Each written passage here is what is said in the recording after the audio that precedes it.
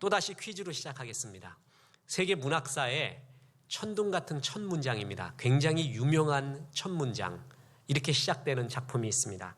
어느 날 아침 그레고리 삼자는 불안한 꿈에서 깨어났을 때 그는 침대 속에서 한 마리의 흉측한 갑충으로 변해 있는 자신의 모습을 발견했다.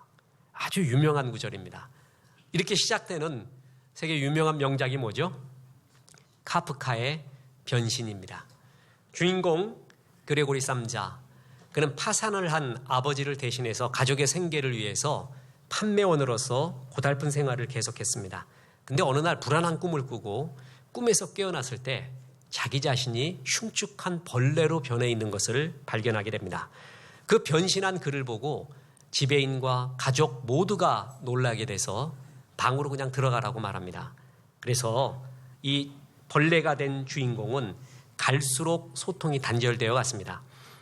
간혹 누이 동생, 그나마 조금 통하는 게 누이 동생이에요. 그레텔만이 그 방 청소도 하고 음식을 주려고 들어올 뿐이었습니다. 근데 점점 서로가 소외되어져 갑니다. 그레고르는 그간 아버지 빚을 갚고 가족의 생계를 위해서 정말 열심히 일했습니다. 근데 이제는 뭐냐면 그냥 벌레일 뿐입니다. 이 주인공은 걱정을 합니다. 내가 돈을 못 벌면 어떻게 되는가? 우리 가족 어떻게 됐는가? 근데 기우였어요. 그레고르 몰래 파산한 아버지가 숨겨놓은 돈이 있었습니다. 그걸로 살아가고요. 가족 모두가 각자 직업을 택해서 직업을 가지면서 가족이 나름대로 그레고르가 없어도 살아가게끔 되었습니다. 그러면서 그레고르는 잘 먹지도 못하고 더러운 방에서 아무도 알아주지 않은 가운데 그야말로 벌레처럼 살아가고 있는 모습, 그게 변신입니다. 여러분, 카프카의 변신은 현재의 물질 문명, 쓸모 있고 없고로 구별하는 상품화된 문명 속에서 우리가 얼마나 소외될 수 있는가를 보여주는 작품이죠. 심지어는 가장 안전하다고 생각하는 가족에서조차 쓸모없는 벌레 취급을 당하는 사람의 이야기. 그러니까 우리는 현대인은 무슨 생각이 드냐면 나도 벌레 취급을 당할 수 있겠구나. 내 주변에 벌레도 있고 나도 벌레 취급을 당할 날이 올 수도 있다라는 불안 속에서 살아가게 되죠. 여러분, 이런 가운데 복음이 무엇입니까? 우리 주님은 너를 벌레처럼 취급하지 않고 네 존재 자체를 사랑한단다. 그게 오늘 우리에게 선포되는 주님의 복음이라는 것입니다. 자, 이런 불안한 현실 가운데 주님은 본문을 통해서 우리에게 교훈을 합니다. 첫째, 내 존재 자체를 주님은 사랑하시니까 안심하라라는 것입니다. 자, 보세요. 인간들은 상한 갈대를 보면은 그냥 꺾어버리고 싶습니다. 또 쓸모없는 벌레를 보면은 그냥 밟아버리고 싶습니다. 우리 이게 인간이거든요.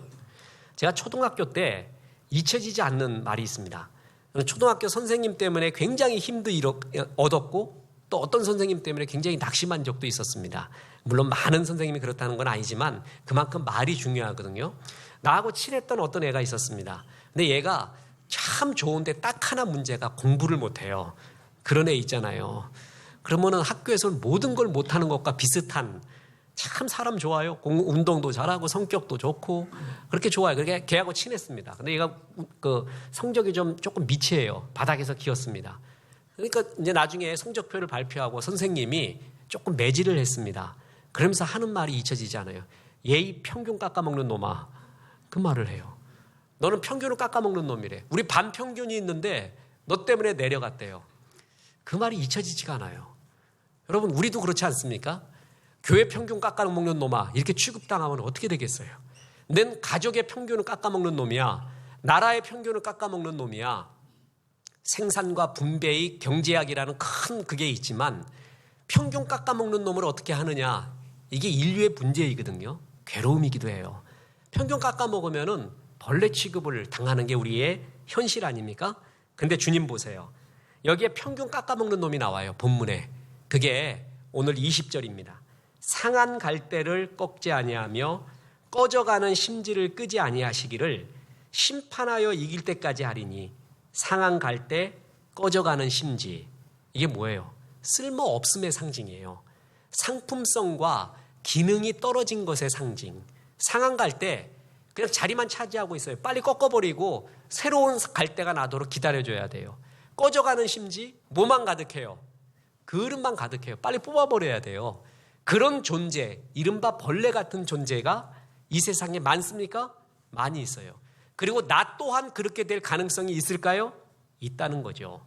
그런데 우리 주님은 이런 벌레 같은 존재, 쓸모없음의 상징 같은 사람들을 끝까지 사랑하시고 그 존재 자체를 위해 주고 있다는 것입니다. 참 이게 얼마나 고마운 말인지 모릅니다. 그렇습니다. 현대는 불안의 시대입니다. 어느 시인의 시의 제목이 계급장 다 띄고도 날 사랑할까? 그게 제목이에요. 그거 보고 굉장히 그 말 하나에 영감을 받았습니다. 이 세상에서 날 좋아하는 사람, 사랑하는 사람은 내 계급장 때문이지 이 계급장까지 다 띄어졌을 때 그때도 날 사랑하는 사람이 있을까? 아마 하나도 없을 것 같다. 뭐 이렇게 생각할 때 우리가 얼마나 비참하겠습니까? 현대 우리 인간을 가장 잘 표현한 작가가 뭐냐면 노르웨이의 위대한 화가 에드바르트 뭉크예요. 이 사람이 그 유명한 고통, 죽음, 불안들을 주제로 해서 현대 미술사에 배경이 같은 배경의 다른 모습을 그려갖고 그 유명한 불안 3부작을 하지 않았습니까? 절망, 절규, 불안. 사진 한번 보세요. 자, 이거 많이 봤죠? 가지고 뭐 절규인지 불안인지 이게 고독인지 모르겠어요. 유명한 작품이래. 그런데 집에 걸어놓기는 되게 괴로워요. 그죠? 저거 걸어놓고 묵상할 거예요. 뭐요? 잘 그렸다고. 볼수록 괴로울 거 아니에요. 근데 까메 이방인처럼 정말 보기 싫은 작품이에요. 보기 싫은 그림이에요. 근데 저게 우리를 가장 잘 표현하고 있다는 거죠. 현대가 뭐냐 그러면은 여러 기능에 따라 관점이 다릅니다. 뭐 정보화의 시대, 이제 드론의 시대, 인공지능의 시대, 또 제4의 물결의 시대, 뭐 별의별 얘기가 많아요. 근데 사회심리학적으로, 철학적으로 보면 지금 사회를 불안의 사회라고 말합니다. 그래서 존 케네스 칼브레이스 유명한 명저 불확실성의 시대에서 현대가 뭐냐? 불확실한 시대. 뭐가 어떻게 전개될는지 모르는 시대. 그래서 2000년 새로운 밀레니엄이 시작될 때 이어령 전 문화부 장관 교수님이 존 커터의 Our Iceberg is Melting, 우리의 빙산이 녹고 있다. 그 책을 들고 와서 그 새로운 밀레니엄 시대의 화두를 꺼냅니다.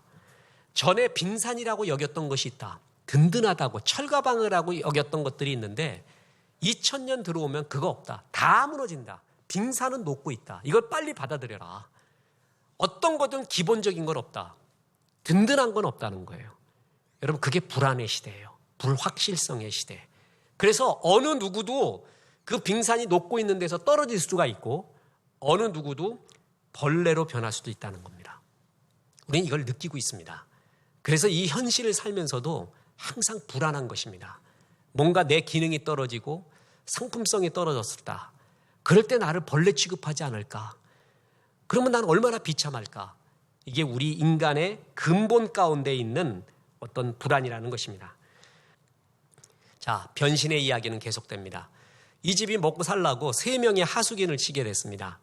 그래서 하숙인 치면서 이제 그레고리 잠자, 벌레로 변한 잠자는 더 소외당합니다. 그래서 가족들이 맞지 않고 하녀가 맞게 돼요. 하녀가 그냥 투닥투닥거립니다. 그냥 막 정성 없이. 그러다가 이 그레테라는 여동생, 그나마 잠자하고 좀 커뮤니케이션이 되고 사랑이 있던 이 바이올리니스트예요. 이 여동생이. 그래서 하숙인들을 위해서 바이올린 연주를 갖다가 하게 됩니다. 그랬더니 하숙인들은 다 하품해요. 이게 뭐냐고. 어서 빨리 안 끝나냐고. 그냥 교양으로 버티고 있어. 뭐라고 말할 수는 없고. 그런데 그 음악에 제일 감동받은 게 벌레로 변한 잠자입니다. 이 음악 들으니까 뭔가 알 수 없는 감동이 밀려와요. 그래서 해서는 안 되는 행동을 합니다. 문을 열고 바깥으로 나간 거야. 그 소리를 조금 더 듣고 싶어가지고. 그래갖고 가까이 가서 딱 듣고 있다가 보니까 감동을 자기는 받는데 하숙인들이 그걸 딱 보고 난 다음에 기절을 하는 거예요. 야, 이 집에 무슨 괴물 있냐고 벌레 있냐고 야단나요. 그랬더니 그걸 보고 있던 그레테 여동생마저 아빠 이제 더 이상 못 참겠어요.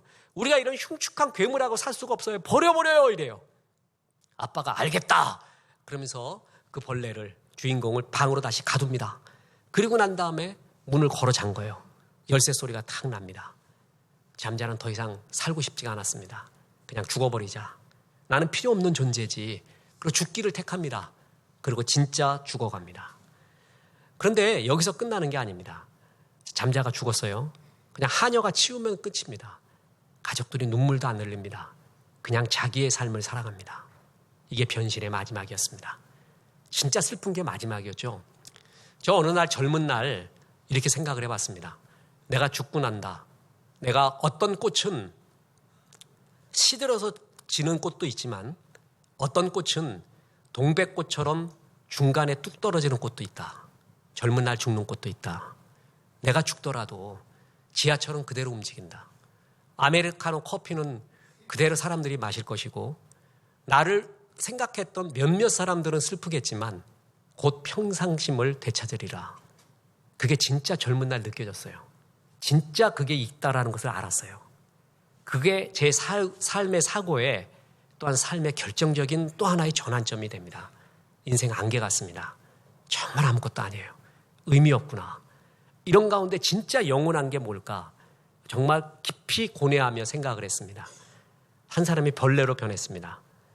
다 싫다고 합니다. 그가 죽었어요? 상관없어요. 난 그냥 내 삶을 살아갑니다. 그게 우리의 인생이고 나도 그렇게 취급당할 수 있다라는 생각. 이게 작가의 괴로움이고 우리들의 괴로움이기도 합니다. 여러분 이런 가운데 의미가 뭘까요? 삶의 의미. 주님은 말합니다. 너 벌레 같니?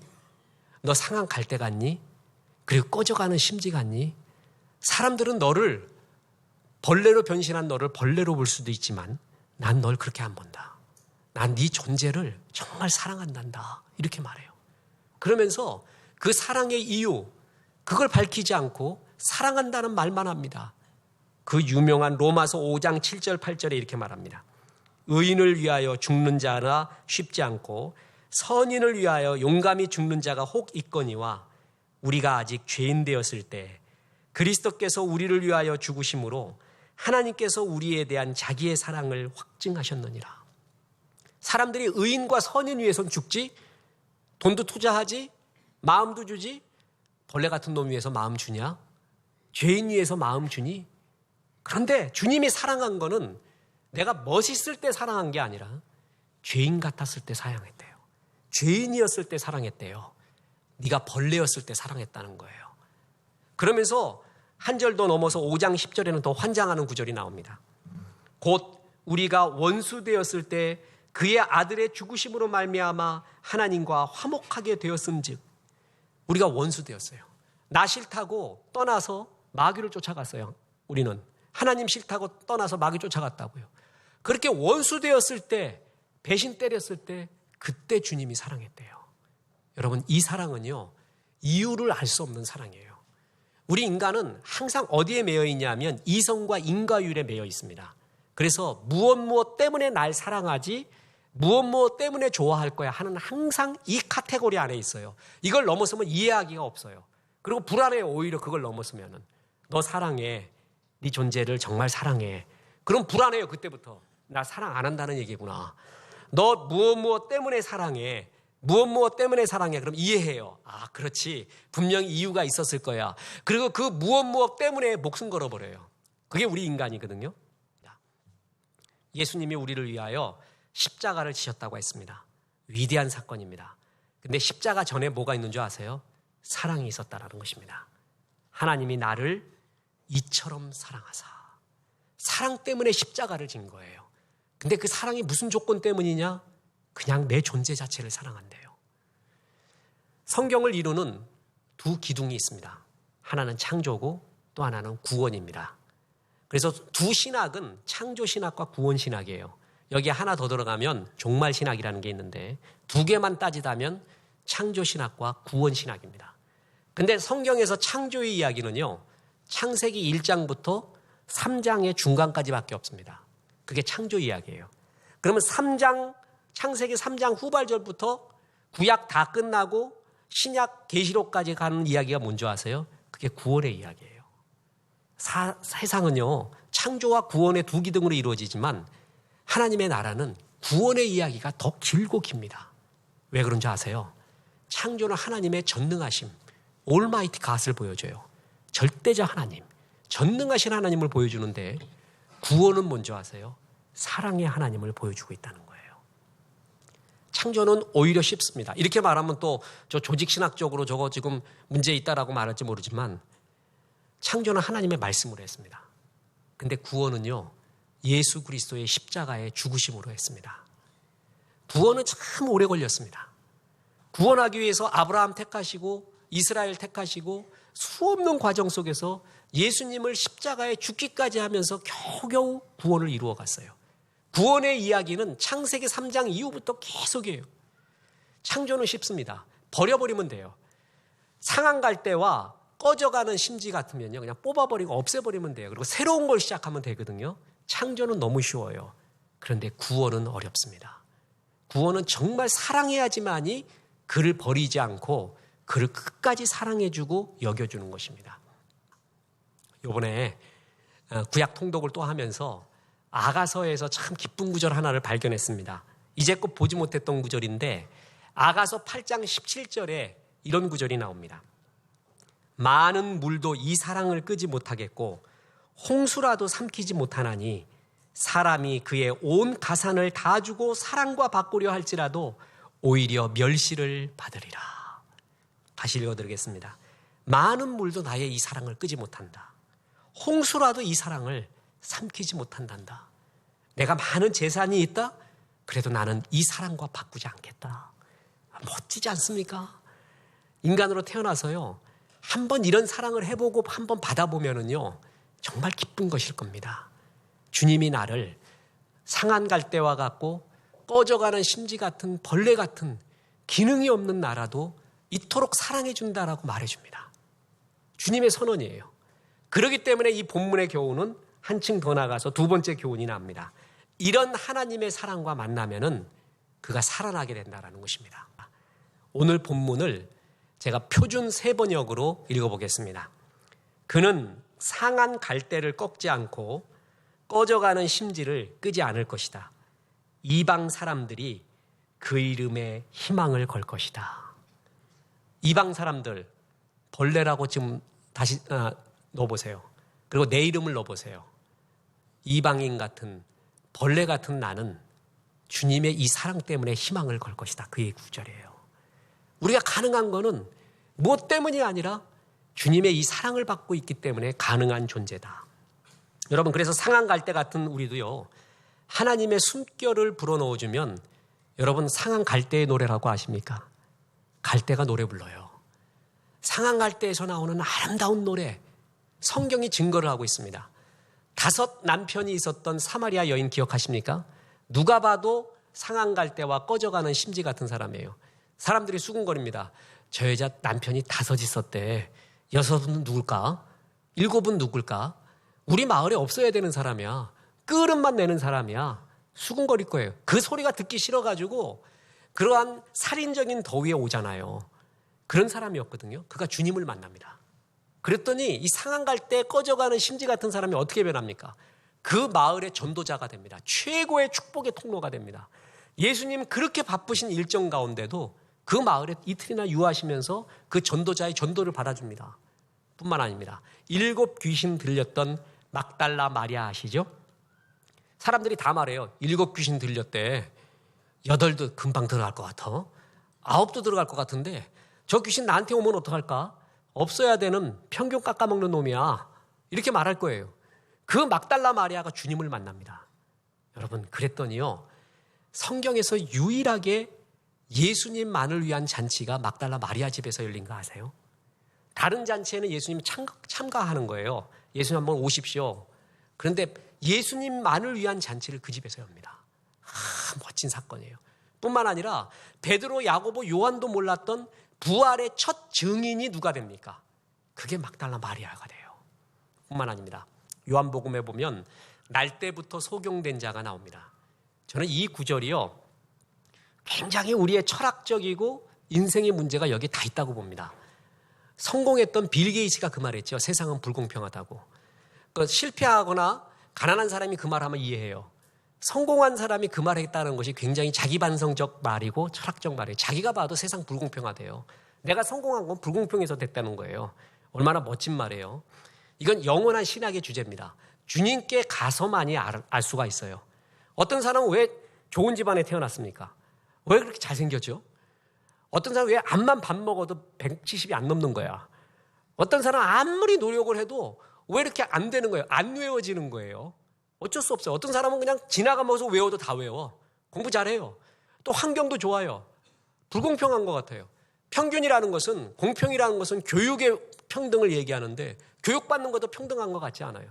누구는 대학 가서 미팅하고 누구는 봉제공장 가서 미싱하고 이게 지금 뭐냐는 거예요. 똑같은 미자인데 하나는 미팅이고 하나는 미싱이고 내 인생이 왜 이렇게 정해진 거냐 말이에요. 이거는 쉽게 얘기할 수 있는 문제가 아니라 주님께 가서 할 수 있거든요. 다만 확실한 거는 많이 준 자에게는 많이 찾는다는 말은 그건 분명합니다. 그건 정말 공평한 말이에요. 많이 준 자에게는 많이 찾는다고 했어요. 과부의 두 렙돈하고 부자의 1억하고는 다릅니다. 주님은 벌써 그걸 경중을 달리한다고 얘기를 했죠. 그래서 그 말에 위로가 있지만 그래도 안 돼요. 그래도 잘 이해가 안 돼요. 특히 날 때부터 소경이라는 것은 뭐냐면 날 때부터 상한 갈 때요, 날 때부터 꺼져가는 심지라는 거예요. 이거 어떻게 해석하냐 말이에요. 그래서 사람들은 이런 걸 이해를 못하기 때문에 아까 말했지만 인간은 항상 인과관계, 이성으로 얘기해줘야 편안해하거든요. 그래서 이성적 해석을 합니다. 무슨 해석이에요? 저 사람이 날 때부터 소경된 것은 저 사람의 죄 때문입니까? 부모의 죄 때문입니까? 이걸 물어본 거예요. 그러면 그제서야 이해가 가요. 아, 죄 때문이구나. 근데 주님은 이 사람의 죄도 저 사람의 죄도 아니래요. 그러면서 이해하기 어렵겠지만 그도 주의 영광 위에 태어났다 이 말하는 거예요. 제3자가 들으면은 그냥 끄떡하는데 본인 들으면 얼마나 욕 나오겠어요. 내가 주의 영광 위에 태어났다고? 난 태어나면서부터 벌레인데 상한 갈 때인데 얼마나 괴로워요. 근데 그가 주님을 만납니다. 그죠? 그래서 실로암에 가서 소경이 눈을 뜹니다. 그 다음에 그가 어떻게 쓰임받았는 줄 아세요? 한마디만 해요. 나는 원래 소경이었는데 어느 누구가 진흙 발라주고 거시기 해가지고 눈 떴습니다. 그 말 한마디 해요. 근데 그 말이 얼마나 위대한 말인 줄 아세요? 예수님이 메시아라는 거를 바리새인과 서기관, 유대인들에게 정확하게 선포하는 제3자의 눈으로 선포하는 위대한 메시아 선언이었다는 겁니다. 구약 때부터요. 메시아가 나타나면 요 기적만 일으키면 이거는 메시아다라는 것이 몇 가지가 있었습니다. 그 중에 하나가 소경이 눈을 뜨는 거예요. 소경. 그러니까 그때 당시에도 기적을 일으키는 박수무당들이 많았거든요. 요 짓은 못해요. 요거는 못해요. 요거 하면 요건 진짜 이건 메시아예요. 그거를 유대인들은 너무나 잘 알고 있었습니다. 박수무당, 거짓 마술을 한 사람일수록 진짜 마술을 알거든요. 다 가짜인지 보여요. 소경은 절대 눈 못 뜹니다. 그걸 알고 있었거든요. 근데 소경이 눈을 떴어요. 그러니까 바리새인들이 이거의 무서움을 알아요. 이게 무슨 의미인지. 그럼 내 눈앞에 있는 그 일을 한 나사렛 청년이 누구라는 거예요? 메사이아, 예수님, 하나님의 아들이라는 얘기예요. 이게 증거거든요. 그러니까 바리새인들이 어떻게 하냐면 소경을 협박합니다. 너 원래 눈 다 보이는 거였냐? 안 보이는 거였냐? 한 반쯤 보였는데 좋은 음식 먹으니까 영양 상태 좋아져가지고 눈 보인 거지? 그렇게 말해! 이런 식의 협박을 하는 거예요. 그랬더니 말합니다. 아니요, 나 원래 소경이었고 눈 떴어. 그러니까 이 소경한테 안 되니까 부모님한테 찾아갑니다. 그래서 부모님한테 가로치고 얘기해요. 저 사람 당신 아들이지? 이 지금 내가 묻는 말이 얼마나 위험한 말이고 중요한 말인지 당신 느껴야 될 거야. 당신 아들이 진짜 소경이었니? 말해봐. 무슨 말 하라는 거예요? 부모한테 무슨 말을 받아들이려고 하는 거예요? 소경 아니었다 받아들이려고 하는 거예요. 그러니까 부모는 자기는 알거든요. 분명히 소경이었거든요. 그러니까 부모님이 뭐라 그래요? 그 사람 장년이 됐으니까 그 사람한테 물어보시오. 왜 나한테 물어보려고 해? 그 걔 이미 이제 어른 됐으니까 걔한테 물어보시오. 이러고 책임 전가를 해버려요. 그랬더니 청년한테 다시 묻습니다. 너 진짜 소경이었니? 그랬어. 나 소경이었어. 내가 아는 거 한 가지만 말할까? 나는 완전히 소경이었어.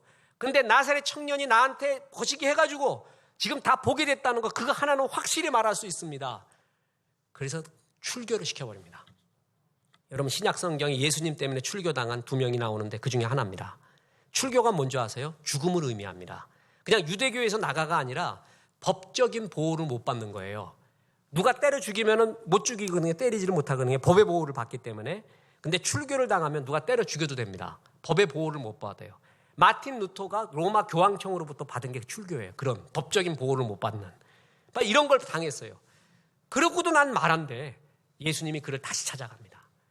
누가 봐도 상한 갈대 같고 꺼져가는 심지 같은 자, 그가 예수님을 증거하는 사람, 누가 봐도 가장 확실하게 증거하는 사람으로 변해버립니다. 주님이 만나잖아요. 그러면 사람이 보기에는 벌레 같은 사람이었는데 우리 주님이 만나면 아니라는 거예요. 그가 정말 하나님의 사랑을 받은 자로 살아나고 유익한 존재도 될 수 있고, 그래서 주님이 요한 1서 5장 4절에서 이런 말씀을 합니다. 무릇 하나님께로부터 난 자마다 세상을 이기느니라. 세상을 이기는 승리는 이것이니 우리의 믿음이니라. 너는 세상 이기려면 뭐가 있어야 된다고요? 믿음이 있어야 된다 그러죠. 그럼 믿음이 뭐냐라고 말하면은요, 신구약에 다 펼쳐져 있어요. 사랑이 뭐냐 그러면 고린도전서 13장을 보라 그러면 그건 아니에요. 왜냐하면 13장에는 사랑의 속성, 사랑의 일부분만 나왔지, 사랑 그러면 창세기부터 계시록까지 다 봐야지 나오는 거예요. 믿음도 어디 하나에 있는 게 아니라 펼쳐져 있거든요. 그러면 요한 1서에서 말하는 세상을 이기는 믿음이 뭐냐? 요한 1서에서의 믿음은 자녀의 영, 내가 하나님의 자녀됨을 믿는 믿음이에요. 그러니까 너는 어떤 믿음으로 승리하냐면 나는 하나님의 뭐라고요? 자녀다. 여러분, 자녀의 영은 종의 영하고 다르다 그랬죠? 종은 자기가 한 성과를 가지고 나를 역임을 당해요. 자녀는 성과하고 상관없어요. 부모가 무조건 좋아하는 거예요. 그런 부모의 영, 자녀의 영을 가진 자가 승리한대. 그런 배짱이 있는 자가. 그런 자가 금방 일어설 수 있고 자존감이 높아지고 세상을 승리할 수 있는 힘이 있다. 세상을 이기는 승리는 이것이니 자녀의 영, 하나님의 자녀라는 믿음, 그 믿음이다 이거예요. 이런 사랑을 받고 있어요.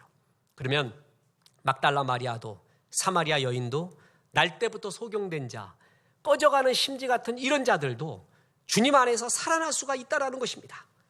자, 여러분, 그렇기 때문에 우리의 사랑도, 예수 믿는 성화가 뭐냐 하면은 우리의 사랑도 이런 존재를 사랑하는 주의 사랑으로 깊어져 가야 된다는 것입니다.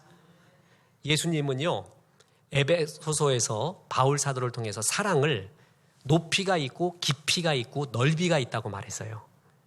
여러분, 사랑은요, 처음에 설레임으로 시작하죠. 그런데 그 감정의 차원은 제가 예언을 합니다. 요즘 예언을 많이 해갖고 설레임은 반드시 없어집니다. 여러분, 지금 나이에 남편 보고 설레어가지고 거시기 하는 사람 있어요? 그러면 못 살아. 너무 뜨거워서. 그럼 현실을 못 살아. 현실을 챙겨야 되는데 현실도 없어요. 설레임은 없어지는 거예요. 설레임이 없어지면 사랑이 없어지는 거예요? 그렇지 않습니다. 설레임 다음에 뭐가 있는 거예요? 깊이가 있는 거예요. 깊이. 이제 사랑은 감정이 아닌 깊이를 추구하는 거예요. 깊이. 깊이가 뭐냐? 사랑은 진리와 함께 기뻐한다고 했잖아요. 진리이신 하나님 안에서 예수님이시 내 존재 자체를 사랑해서 나에게 힘을 줬듯이 나도 내 남편을, 내 아내를, 내 자식을 무엇 때문이 아니라 그 존재 자체를 사랑해 주는 거예요. 이제 사랑하는 거예요. 그리고 주님이 주시는 비전을 바라보는 거예요. 여러분, 이럴 때 사랑은 설레임을 지나서 뭘로 변해가는 거예요? 깊이로 변해가는 거예요. 그게 성화예요, 성화. 자, 이제 결론을 말씀드립니다. 목사님, 말씀은 알겠는데 불가능합니다. 그게 답이에요. 그게 답이야. 휴머니즘의 문제가 뭔지 아세요? 스트라이크를 넣어야 된다는 건 맞아요. 근데 인간에게 스트라이크를 넣을 능력이 없다는 걸 몰라요. 이게 정답이다. 일로 들어가야 된다는 거는 그건 말해줘요. 근데 인간의 문제가 뭔지 아세요? 글로 못 들어가요. 스트라이크를 못 넣어요. 그게 우리 인간이에요. 그게 돼요? 여러분, 안 됩니다. 처음에 의지 갖고 버텨. 처음에 이를 악물고 버텨, 인격으로. 그러다가 바닥나버려요. 그게 우리 인생이거든요. 율법이 육신으로 말미암아 연약하여 할 수 없는 그것을 하나님은 하시나니 곧 육신을 좇지 아니하고 성령을 좇아 행하는 자에게 율법의 요구를 이루어지게 하나니. 하나님의 이 좋은 말씀은요, 내가 들으면 흰 코끼리예요. 내가 이룰 수 없습니다. 내가 죄성이 많아서 안 돼요. 그런데 뭘 쫓는다고요? 성령을 쫓아 행하면 그 하나님의 이러한 귀한 말씀이 이루어져 가기 시작한대요. 그게 우리의 답입니다. 성경은 바울을 통해서 사랑은 넓이가 있대요. 사랑의 넓이가 뭔지 아세요? 나를 처음부터 끝까지 사랑하는 거예요. 예수님의 사랑을 끝까지 사랑하는 사랑이었습니다. 우리는 중간에 끝이는 경우가 얼마나 많습니까? 수출린다고. 그리고 사랑엔 깊이가 있대요. 깊이가 뭐냐면 너를 위해서 예수님이 하나님이 지옥 밑바닥까지 내려가며 섬기는 그 사랑의 깊이가 있대요. 높이 없는 깊이 없는 높이. 그건 진짜 웃긴 거거든요. 저 사람이 지위가 높아졌어. 근데 깊이가 없어요. 그 높이 안 올라가는 게 나아요. 깊이, 사랑엔 깊이가 있고 또 사랑엔 높이가 있대요. 높이가 뭐냐 하면은 벌레 같은 나를 끌어올려가지고 그게 끌어올리심이거든요. 하늘의 천상의 반열로 올려놓는 게 사랑의 힘이래요. 사랑은 설레임의 감정이 아니라 사랑은 넓이가 있고 깊이가 있고 높이가 있다는 거예요. 얼마나 멋있는 말이에요. 들으면 들을수록 괴로워. 내가 안 돼가지고. 여러분 돼요 안 돼요? 답을 말해줄 거예요. 나도 안 돼. 설교하는 나도 안 되거든요. 자, 이제 이게 결론입니다. 내 존재 자체를 사랑하는 주의 사랑이 내가 느껴지고 이 사랑을 하기 위해 여러분 주님께 간절히 붙어 있으십시오. 저는 미국 카페를 가거나 프랑스 카페는 안 가봤어요. 미국 카페는 조금 그런데 중국 카페에 가봤더니 하나도 헷갈리지가 않아. 아메리카노가 그렇게 맛있을 수가 없어. 근데 한국 카페에 가면은 커피가 별로 맛이 없어요. 왜냐하면 소리가 너무 들려와. 말하는 소리가. 뭐라 그러는데 다 들려. 그리고 제일 괴로운 게 목사들 욕하는 소리. 교회 욕하는 소리. 그게 막 들리면 정말 괴로워 죽겠어요. 아메리카노가 진짜 써. 그때는 진짜 써. 근데 중국 카페에 들어가면 하나도 안 들려. 이들이 뭔 말 하든 간에 나는 커피 먹겠다. 사람은 어떤 소리가 들리는 줄 아세요? 내 속에 있는 소리가 들리는 거예요. 어떤 말이 깊이 들리는 줄 아세요? 내 속에 있는 소리가 들리는 거예요. 나 중국 가면 하나도 안 들린다니까. 미국 카페 가면 조금 들려. 그죠? 많이는 아니라도. 조금 들려. 그건 조금 마음이 있는 거야. 많이 들려요. 한국 카페 가면은. 나는 한국에서 살고 한국에 있기 때문에 들리거든요. 내가 어디에 있느냐가 제일 많이 들리고 내 마음 쓰이는 것입니다. 여러분, 세상에 들어가 있잖아요. 세상 소리 다 들려요. 세상에서 이렇다는 소리 다 들리고 이게 성공이고 실패고 이게 나쁘고 뭐하고 저 벌레 같은 놈 뭐하는 놈 평균 깎아먹는 다 들려요. 근데 하나님께로 많이 붙어 있잖아요. 그 소리 안 들려. 남들이 그렇게 벌레같이 봐도 그 소리 난 그렇게 안 보여요. 주의 소리가 들려요. 여러분, 결국 주님과의 접속의 문제입니다. 신앙은 뭐냐면 내가 멋진 사람이 됨의 문제가 아니라 붙어있음의 문제예요. 우리는 인간은 된 사람 하나도 없습니다. 아무튼 운전하고 가다가 되는 교회 보고 기절하는 줄 알았어요. 진짜 사고 날 줄 알아서 대전에서 어디 가는데 교회 이름이 되는 교회야. 그래갖고 웃다가 정말 사고 논으로 들어갈 뻔했어요. 사람은 된 사람 하나도 없습니다. 되어가는 사람이죠. 여러분, 사람을 어느 누구나 그런 뛰어난 주의 사랑으로 사랑할 수 있는 사람이 아무도 없습니다. 그래서 뭐냐면 하나님께 붙어 있어야 돼요. 하나님의 것을 자꾸 받아야 돼요. 그래서 너희는 너희 존재가 뭐라고요? 포도나무에 붙어 있는 뭐라 그랬습니까? 가지예요. 신앙은 붙어 있음의 싸움입니다. 세상에 자꾸 붙어 있잖아요. 세상의 상품과 벌레 소리 계속 들어요. 그러면 나도 그렇게 흘러가요. 하나님께 많이 붙어 있을수록 세상 소리가 작아지고요.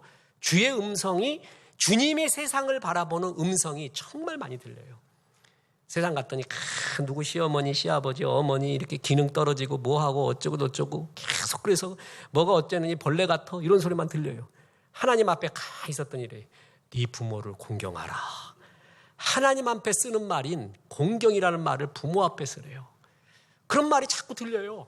어디에 많이 붙어 있어요? 어느 카페에서 자꾸 소리를 들으세요? 그거의 싸움이에요. 그래서 하나님께로 많이 붙어 있읍시다.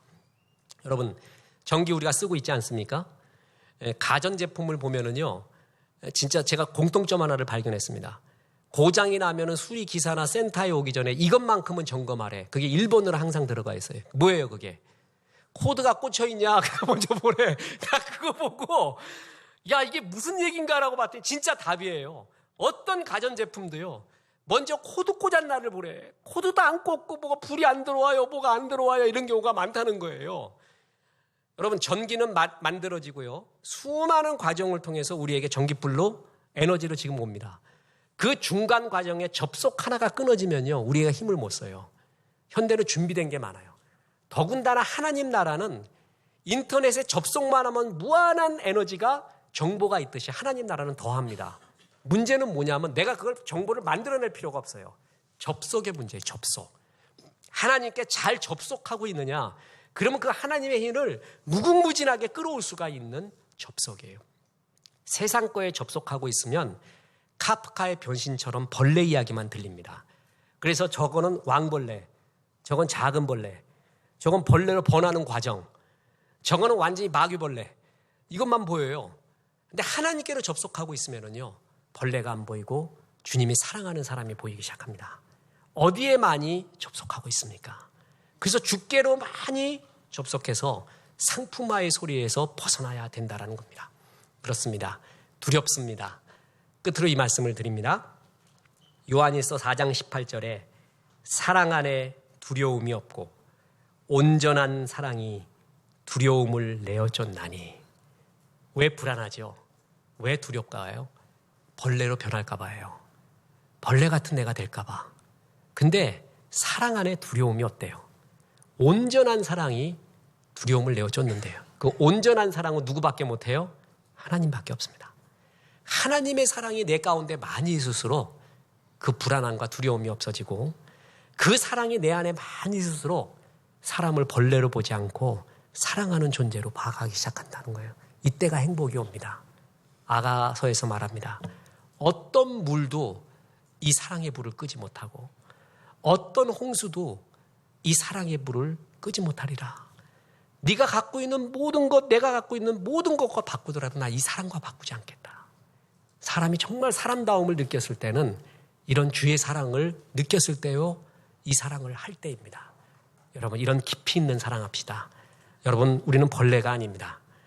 또한 벌레로 본 사람을, 취급당하는 사람 벌레처럼 보지 마십시오. 이 사랑이 넘쳐서 하나님의 귀한 복의 통로 되시기를 주 예수의 이름으로 축원합니다.